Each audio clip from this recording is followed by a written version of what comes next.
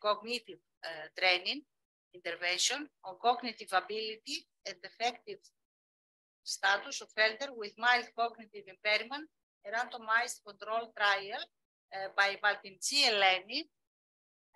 Hi. Hello, everyone. I changed my voice. It's not the same as George's. So today I'm going to present some data from the randomized controlled trial we conducted regarding the effects of virtual reality, physical and cognitive training intervention on cognitive abilities and affective status of elders with mild cognitive impairment. As you already heard, mild cognitive impairment is the stage between the expected decline in memory and thinking that happens with age and the more serious decline of dementia. Individuals with mild cognitive impairment are experiencing cognitive impairments in the domain of memory, attention, orientation, executive functions, but relatively fewer difficulties in daily functioning.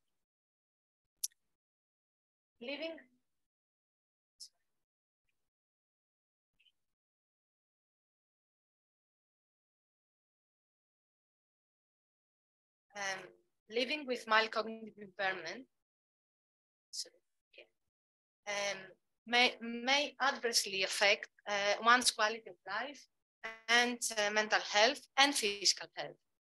More specifically, individuals with mild cognitive impairment exhibit higher levels of depression and anxiety that can accelerate the progression of dementia. So we don't want this to happen. Nevertheless, not all individuals with mild cognitive impairment develop dementia. Instead, some remain at the same cognitive level or even improve, which brings up the possibility that the incidence of dementia may be attenuated by delaying the progression of MCI. So we need early and effective intervention to delay or to prevent further deterioration. What do we know so far? We know that comprehensive, combined, and multi-component intervention, non-pharmacological interventions, in particular, that include cognitive, social, and physical activities, may be beneficial for elders with mild cognitive impairment in the areas of the global functioning and in sustaining physical activity. Also, as you already heard, information and communication technologies, and especially virtual reality, is a very popular tool to assess and to do intervention in the neuroscience field. And there are already some promising results in the physical fitness and cognitive and affective status of individuals with MCI in the bibliography. However, we need to learn more and to do more research in this field. So the aims of this study was to implement the novel virtual reality training system, the VRADA system, in older individuals with MCI over the course of 3 months, and to assess the efficacy of the physical and cognitive exercise in reducing cognitive decline and improving affective status. We predicted that individuals with MCI, when trained with the VRADA system, will perform better on various tests of cognitive and affective that tap on cognitive and affective skills as compared to the rest of the control groups. So this is the design of the randomized control study. After an initial screening and evaluation of 150 people, the final sample was 122 participants that were initially tested in various measures of neuropsychological measures. And again, the same participants were tested 12 weeks later, 3 months later. So we had 5 groups. I'm not going to go into details on the training protocol that you have already heard.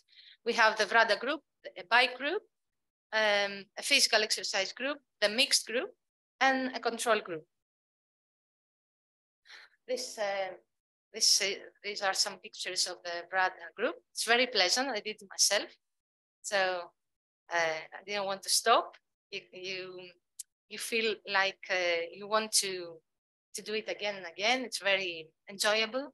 In the forest, you're seeing the animals and you're doing the mathematical exercises. So it's very pleasant. And now we move to the tests we used. This is a full neuropsychological test battery that is the standard assessment practice in the day cares of the Alzheimer's Association in St. Ellen. So there are various tests of global cognitive functioning, of daily functioning, of memory, of attention processing speed, of executive function, of emotional state, especially the short anxiety screening test is quite sensitive, and among others. So we used one-way ANOVAs for continuous and chi-square tests for the categorical variables to test the demographics. Then we performed the paired sample tests to evaluate the performance of each group in the neuropsychological tests prior and post intervention. And then we did a series of GLMs to examine the differences in performance between group while controlling for some covariates. We found that we had some differences in age between the groups, so we had to control for this, and also in gender, which is very common. We had more women than men, and also we had a statistically significant difference in educational level. I'm good. The time is good. Okay.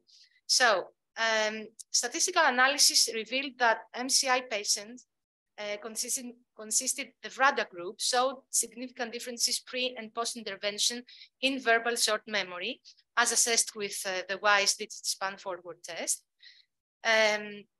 This is prior pre-intervention, and this is post-intervention. Similar improvements in the performance of the test was not seen in the control groups. This was the bike group, the gymnastics group, the mixed group, and neither the control groups. So we had only in the BRADA group an improvement in their performance.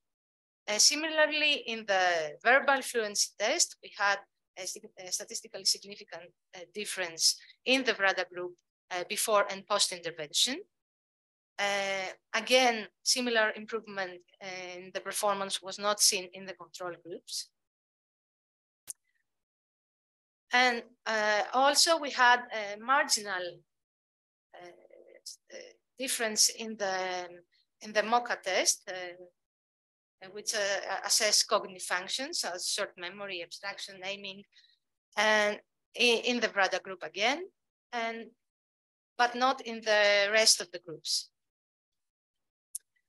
So in order to test the scores between the BRADA groups, the BRADA group and the comparison groups in the neuropsychological tests, we computed first, we did some mean scores, and then we ran the linear regression models.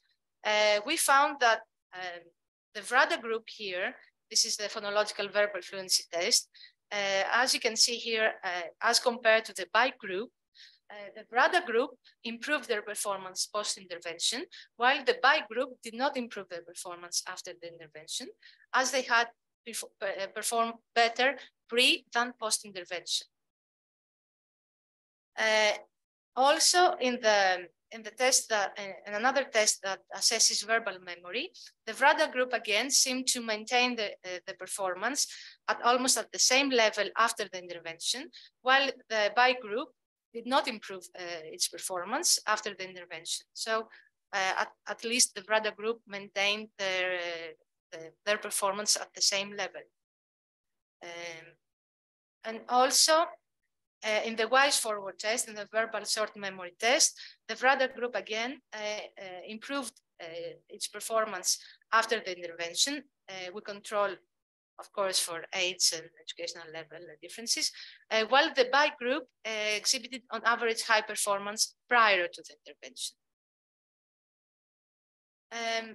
Also, in the test that assesses anxiety symptoms, the VRADA group appeared to maintain lower levels of anxiety as compared to the BIKE group post-intervention after again controlling for age and educational differences. So as you can see here, there are reduced level stress levels on the VRADA group.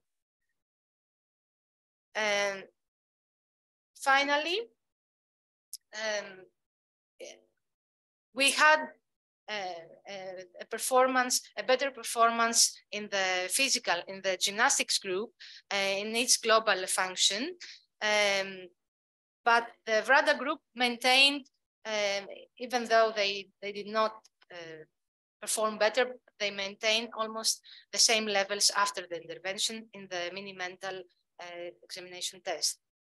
Also, in another test that is a part of a test that assesses language, in the narrative writing subtest, the VRADA group seemed to maintain almost the same performance as compared to both mixed and gymnastics group,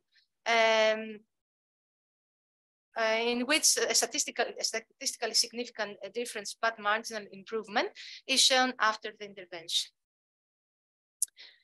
So, as it was presented, there are some significant improvements in the VRADA group and both global cognitive performance, in memory, in executive function, and it seems that VRADA group significantly improved their stress level. Even though in some cognitive abilities the VRADA group did not show improvement, performance remained unchanged before and after the intervention as compared to the control group. So we hope that maybe this is a way to delay cognitive decline in the MCI group. And thank you for your attention. Of course, I want to thank all Professor Tselaki. Thank you very much, Dr. Baldimtsi, for your excellent presentation. I will ask the people if there is any question again to Dr. Baldimtsi, a psychologist in the Alzheimer class.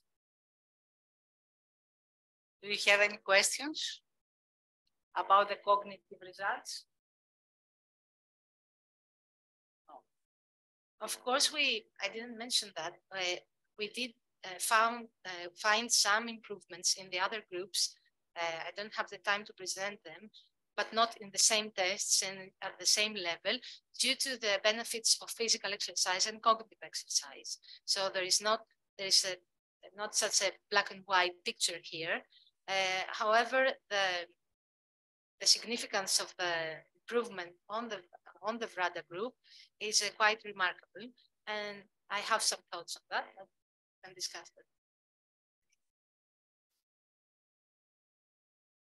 Another question, please.